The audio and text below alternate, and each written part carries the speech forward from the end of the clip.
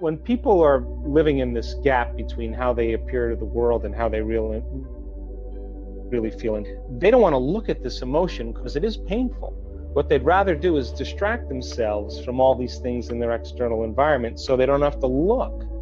But when that feeling isn't going away, and they can't, after the sports car and after the vacation and after the buying the new things, the new wardrobe, the facelift, whatever, and this feeling keeps returning, this is a time really where they have to look at that emotion.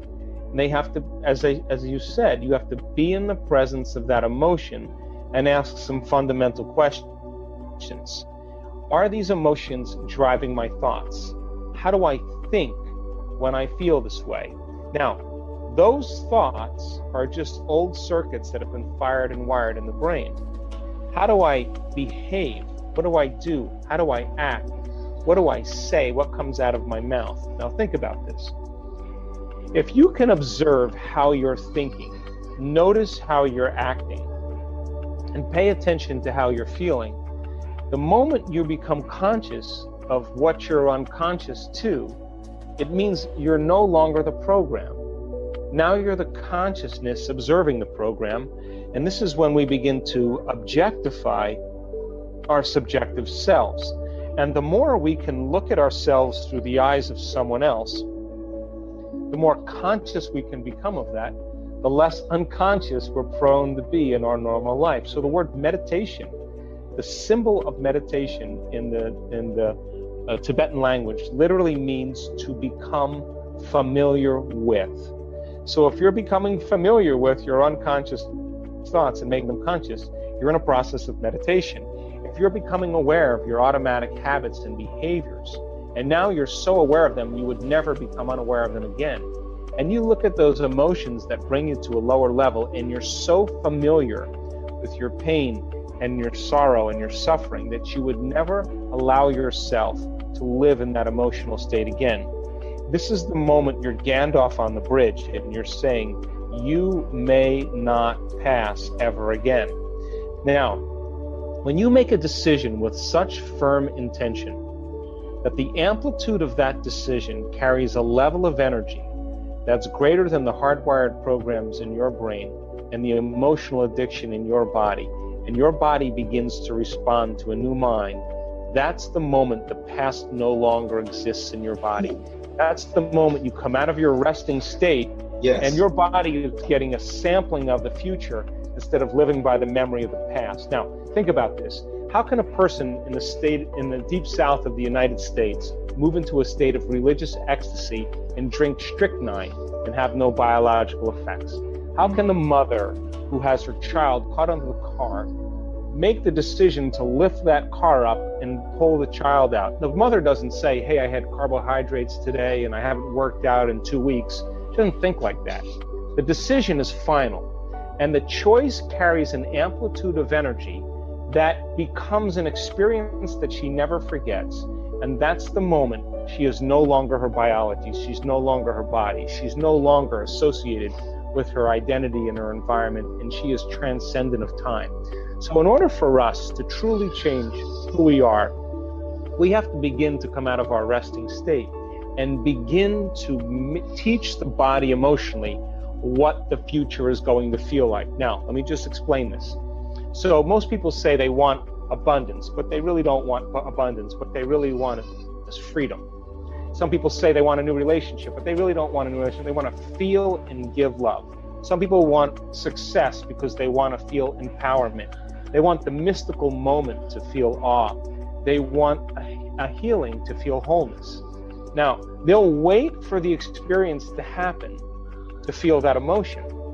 But that's the Newtonian model of reality, of cause and effect, waiting for something outside of us to change how we feel inside of us. And when we feel better inside of us, we pay attention to whoever or whatever caused that, cause and effect.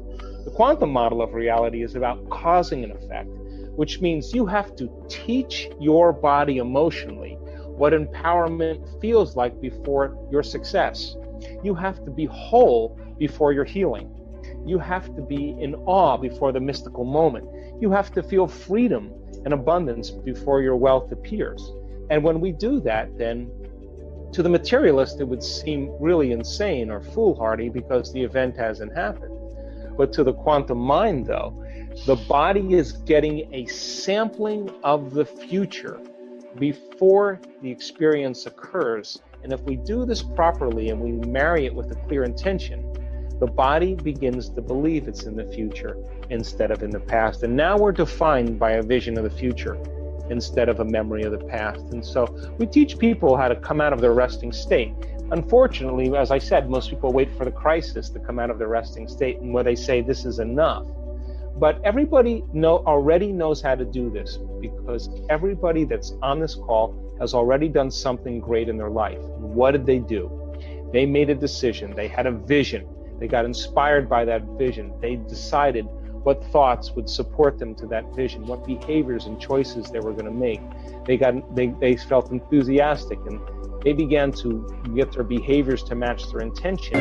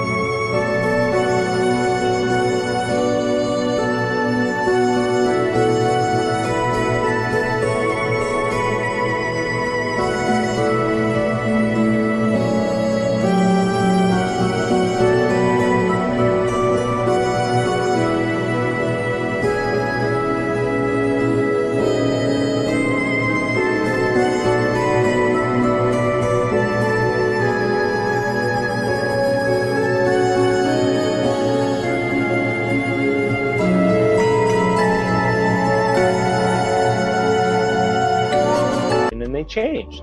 Now think about it, when we set out to do something and we didn't accomplish it. We got lazy, we had a vision, we got emotional, we got too busy, stress got in the way, we had social appointments, and we traded that vision for mediocrity. So we come out of our resting state and the body has to be energized with a new frequency. And we were capturing in our last workshop probably 40,000 times the amount of energy in people's brains when they did this. Now, 40,000 times the amount of energy, give you an idea. When people's brains are firing in normal, limited consciousness, we're about 10 to 60 microvolts squared of energy. We're talking about 1 million microvolts of energy in a person's brain. I mean, you can charge your iPhone with that. That is how powerful we really are. So then, as we begin to overcome those limitations that block the flow of the divine in us, as we begin to remove those layers, we begin to feel connected to something greater. And then the next challenge appears. When we begin to get our mind and body right, and we begin to look at what piece of knowledge could we apply to this adversity to change something about ourselves, to get closer to source, I think that when people really begin to realize that there's no structure out there, there's structure for drugs, there's structure for alcohol, there's structure for gambling, there's structure for video gaming or overeating or shopping or all of consumerism. You take a pill and it makes that feeling go away immediately. You're going to correlate that internal change with whatever you did to take that, and you're going to develop an attachment or an addiction. And what that does is it begins to broaden the gap.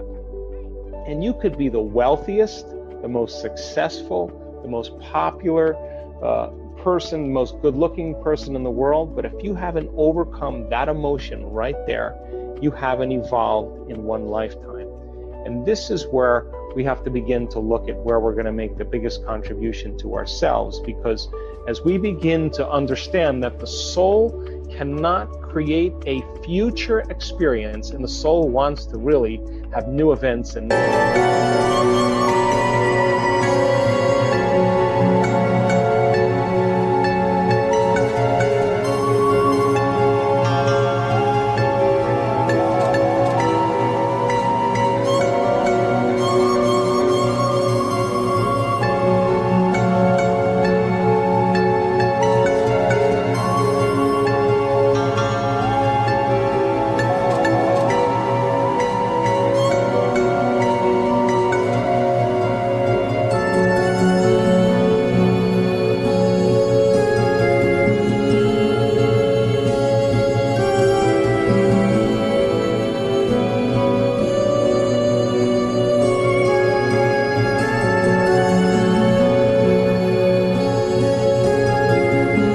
novel experiences.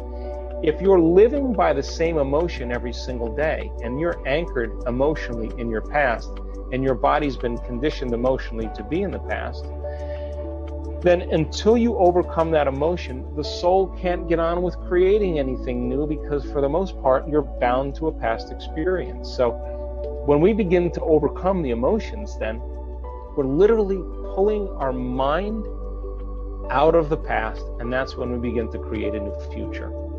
If you begin to embrace this paradigm on the deepest level, then the soul's real desire is really to experience the unknown, to experience something new.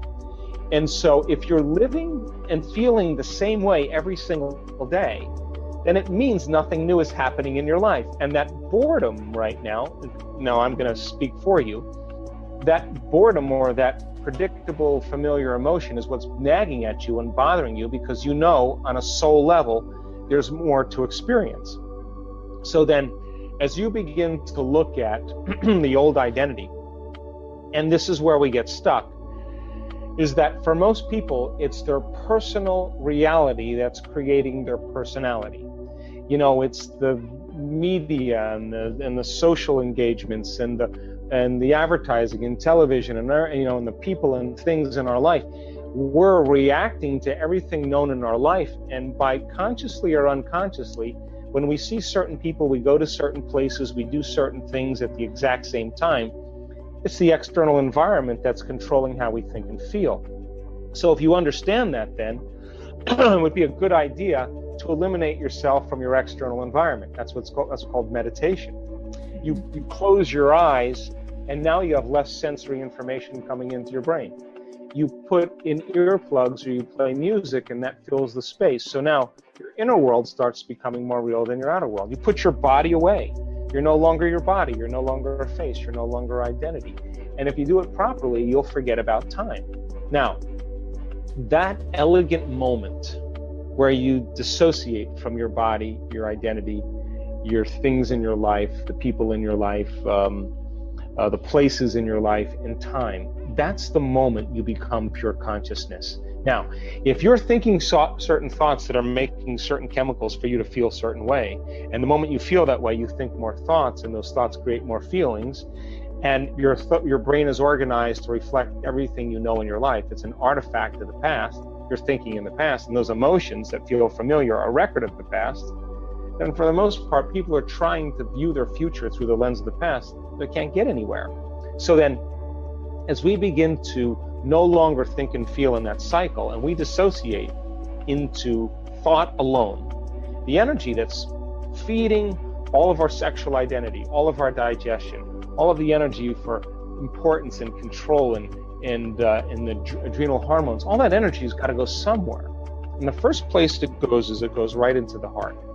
And you know you're getting close when all of a sudden you start to feel your heart open up. When that occurs, the moment that occurs, you're no longer living in your past identity. That's the moment you're completely in the present moment.